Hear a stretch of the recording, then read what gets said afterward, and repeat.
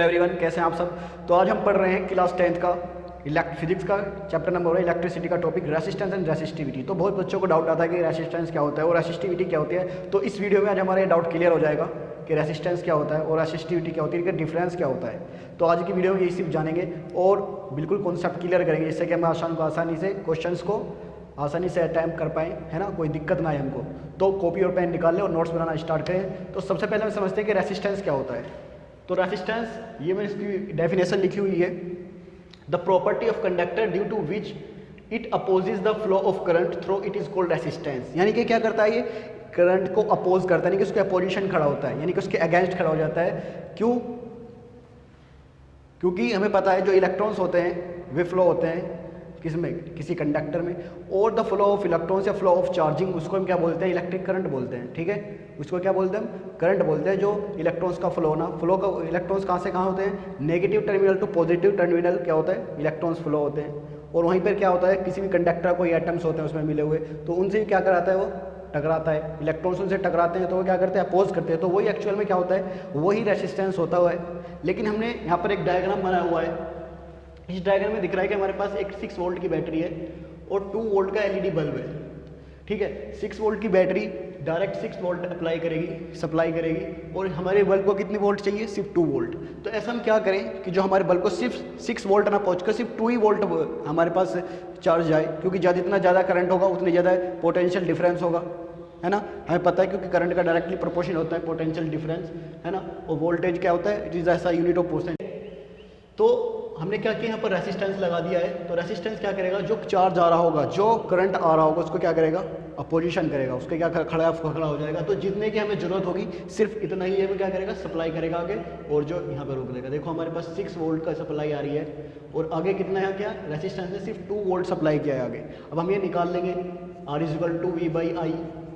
इससे निकाल लेंगे कि हमें कितना ओम का रेसिस्टर चाहिए जो हम यहाँ लगा दें, है ना, कि जिससे कि हमारे सिर्फ 2 वोल्ट ही वो सप्लाई हो लाइन में। तो हमने जाना कि जो रेसिस्टेंस होता है वो क्या करता है, अपोजिस करता है इलेक्ट्रॉन्स को, यानी कि किसको, करंट को, इलेक्ट्रिक करंट को क्या करता है, अपोज करता है। तो हमने ये जाना। और इसकी एसआई यूनिट क्या होती है रेसिस्टेंस की, the SI unit of resistance होती है ओम। जो हमने ओम ला पढ़ा था, इसी जगह ये ओम लॉ से ही आया है रेसिस्टेंस निकल कर। तो रेसिस्टेंस की एसआई यूनिट होती है क्या, ओम। और इसका फॉर्मूला हमको पता है R = V/I। R यहाँ पर क्या है, रेसिस्टेंस, V क्या है, पोटेंशियल डिफरेंस, और I क्या है, करंट, है ना। हमारे पास अगर पोटेंशियल डिफरेंस होगा और करंट होगा तो हम आसानी से R को निकाल सकते हैं। ठीक है, अब हम यहाँ देख लेते हैं, R does not depend on V and I। क्या है, R ना ही तो पोटेंशियल डिफरेंस पर और ना ही करंट पर क्या डिपेंड नहीं करता है, क्योंकि R क्या है, कॉन्स्टेंट है। R depends only on conductor, सिर्फ R कंडक्टर पे डिपेंड करता है। अब कंडक्टर पे क्या, किस तरीके से डिपेंड करता है कि उसकी लेंथ कैसी है, उसकी लेंथ कितनी बड़ी है, कितनी छोटी है। ठीक है, थिकनेस कितनी है, देखो यहाँ पर लेंथ का बना हुआ है, जो लेंथ के उसकी थिकनेस यानी कि मोटाई, उसका एरिया क्रॉस सेक्शन कितना ज़्यादा है, कितना कम है, कितना ज़्यादा है। ठीक है ना, वो हम आगे पढ़ेंगे कि ज़्यादा लेंथ होगी तो रेसिस्टेंस कितना होगा, कम एरिया होगा तो रेसिस्टेंस कितना होगा, है। और नेचर कैसा है उसका, सिल्वर है, कॉपर है, एल्युमिनियम है, इन सब पे क्या करता है, ये रेसिस्टेंस डिपेंड करता है। तो आपको आई होप आपको समझ में आ गया होगा कि रेसिस्टेंस क्या होता है। ये अपोजिशन करता है करंट को, ठीक है ना, उसके खिलाफ खड़ा हो जाता है। ठीक है ना, तो यही हमने जाना उसमें। तो आप जल्दी से इसको नोट करें और फिर आगे पढ़ते हैं रेसिस्टिविटी के बारे में। जल्दी से इसको नोट करें।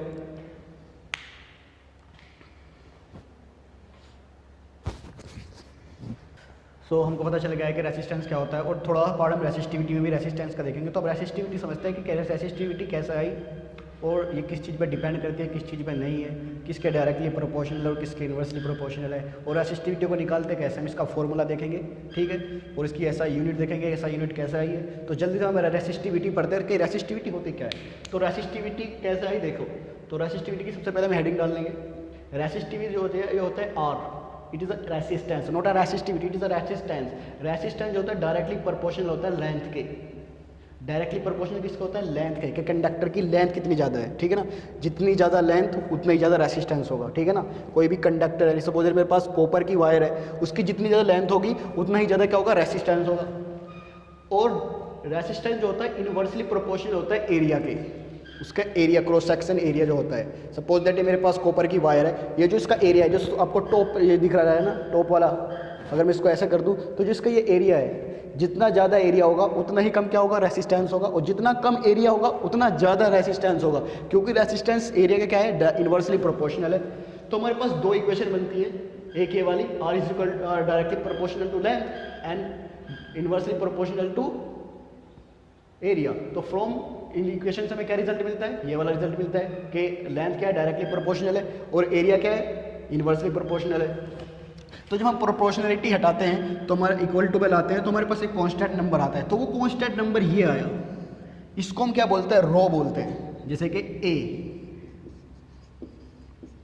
ए को हम क्या बोलते हैं, एरिया।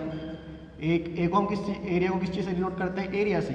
तो ऐसे ही ये नंबर आया, इसको हमने बोला रो को किस चीज़ से डिनोट किया, रेसिस्टिविटी। यही रेसिस्टिविटी को किस चीज़ से डिनोट करते हैं, रो से, और रेसिस्टिविटी क्या है, कांस्टेंट है। ठीक है, इस तरीके से हमारे पास क्या ही रेसिस्टिविटी आई, क्योंकि हमने एक प्रोपोर्शनलिटी हटाई, इक्वल टू में लाई।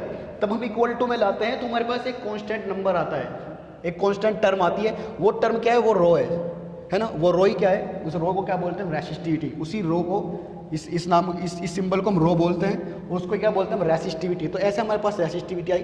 तो रेसिस्टिविटी क्या है, तो resistivity is the property of material. ये एक प्रॉपर्टी है मटेरियल की, क्योंकि ये सिर्फ और सिर्फ मटेरियल पर डिपेंड रहती है। अब देख लेते हैं हम इन्वर्सली और डायरेक्टली प्रोपोर्शनल का क्या मतलब होता है कि रेसिस्टेंस, ये आर का मतलब होता है रेसिस्टेंस, और ये जो सिंबल है ये किसको डिनोट करता है, रेसिस्टिविटी को, और आर रेसिस्टेंस को। ये फ़र्क समझना है कि रेसिस्टेंस क्या है और रेसिस्टिविटी क्या है। आर रेसिस्टेंस को डिनोट करता है और ये रो रेसिस्टिविटी को डिनोट करती है। तो हम क्या करेंगे, अगर हमारा रेसिस्टेंस ज़्यादा होगा तो ऑब्वियसली हमारे पास लेंथ भी ज़्यादा होगी, लेंथ ज़्यादा होगी तो रेसिस्टेंस भी ज़्यादा होगा, क्योंकि रेसिस्टेंस डायरेक्टली प्रोपोर्शनल है किसके, लेंथ के।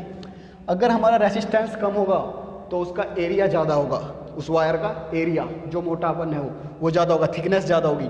अगर रेसिस्टेंस ज़्यादा होगा तो एरिया कम होगा। तो ये इन्वर्सली प्रोपोर्शनल का और ये डायरेक्टली प्रोपोर्शनल का, ये इन्वर्सली प्रोपोर्शनल का है ना। अब हम नेक्स्ट पॉइंट पाते हैं, जो रेसिस्टेंस होता है डायरेक्टली प्रोपोर्शनल होता है किसके, रेसिस्टिविटी के। Resistance is directly proportional to resistivity. जितना ज़्यादा रेसिस्टेंस होगा उतना ही ज़्यादा क्या होगा, रेसिस्टिविटी होगी। ठीक है, resistivity does not depend on length and thickness. जैसे कि रेसिस्टेंस हमारा लेंथ पे भी डिपेंड करता है और एरिया पे भी डिपेंड करता है, ठीक है ना, उसकी थिकनेस पे भी डिपेंड करता है। लेकिन रेसिस्टिविटी डिपेंड नहीं करती कि उसकी लेंथ कितनी है, कितना उसका एरिया, ये डिपेंड नहीं करती। लेंथ ज़्यादा हो या कम हो उससे कोई कुछ लेना देना नहीं है। सिर्फ और सिर्फ वो किस चीज़ पर डिपेंड करती है, it only depends on nature of conductor, कि उस कंडक्टर का नेचर कैसा है, कि कॉपर की वायर है या सिल्वर की वायर है। कॉपर की वायर की अलग रेसिस्टिविटी होती है, सिल्वर की वायर की अलग रेसिस्टिविटी होती है, एल्युमिनियम की रेसिस्टिविटी अलग होती है। ठीक है ना, तो resistivity only depends on nature of conductor, does not depend on length and area. सिर्फ और सिर्फ रेसिस्टेंस डिपेंड करता है लेंथ और एरिया पर, लेंथ और थिकनेस पर। ठीक है, लेकिन रेसिस्टिविटी डिपेंड नहीं करती। तो इतना हमने जाना, ठीक है। तो जल्दी से इसको नोट करें, फिर इसके बाद हम एसआई यूनिट जान लेते हैं कि इसकी एसआई यूनिट कैसे आई, उसकी एसआई यूनिट कैसे होगी। ठीक है ना, तो जल्दी से लिखें।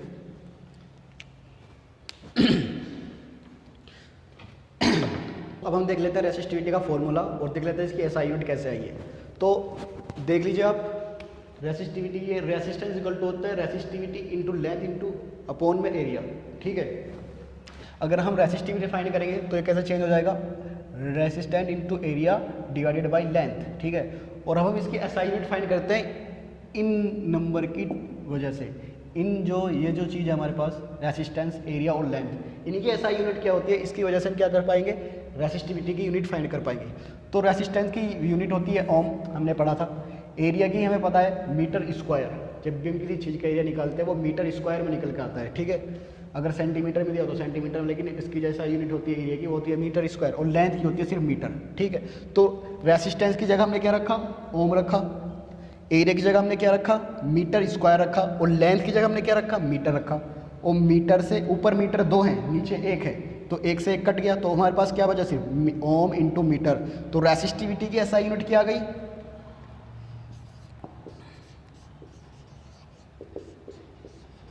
रेसिस्टिविटी की एसआई यूनिट क्या आ गई, ओम मीटर, जिसको हम इस तरीके से डिनोट कर सकते हैं। ये ओम का सिंबल होता है इंटू मीटर। ठीक है, तो हमको पता चल गया है कि रेसिस्टिविटी की एसआई यूनिट हमने कैसे निकाली, ये हमने जाना। ठीक है, अब हम देख लेते हैं जो मैंने आपको बताया था कि रेसिस्टिविटी सिर्फ और सिर्फ मटेरियल्स के नेचर पर डिपेंड होता है। मैंने आपको बताया था कि जो रेसिस्टिविटी होती है सिर्फ कंडक्टर के नेचर पर डिपेंड होती है, कि सिल्वर होगा तो उसकी अलग रेसिस्टिविटी होगी, कॉपर होगा उसकी अलग रेसिस्टिविटी होगी। तो यही देखिए सिल्वर की जो रेसिस्टिविटी होती है 1.60 इंटू 10⁻⁸ ओम मीटर, ठीक है ना। ओम मीटर हमें लिखना जरूरी है जिससे कि हमें पता चले कि हम क्या बता रहे हैं, ठीक है। अगर खाली ओम लिख देंगे तो हमें लगेगा कि तो रेसिस्टेंस बता रहे हैं, लेकिन जब हम ओम मीटर, क्योंकि रेसिस्टिविटी के भी हमने फाइंड किया ना, ओम मीटर क्या है, ऐसा यूनिट है।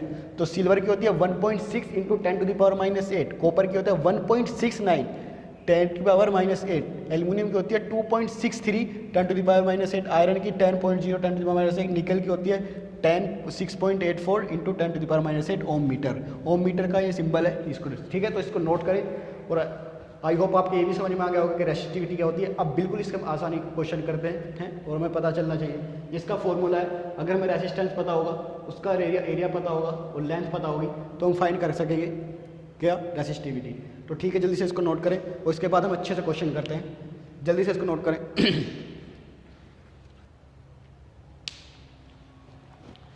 आप ये क्वेश्चन देखिए, ये में दो कंडक्टर दिए हुए हैं, दोनों कॉपर वायर है, एक की लेंथ है L और दूसरे वाले की भी लेंथ कितनी है L। जितनी इसकी लेंथ है इतनी इसकी लेंथ है। इसका एरिया है A, बट इसका जो एरिया है इससे दुगना बड़ा है। इसका A है तो इसका कितना है 2A, और इस वाली कॉपर वायर का रेसिस्टेंस है 4 ओम।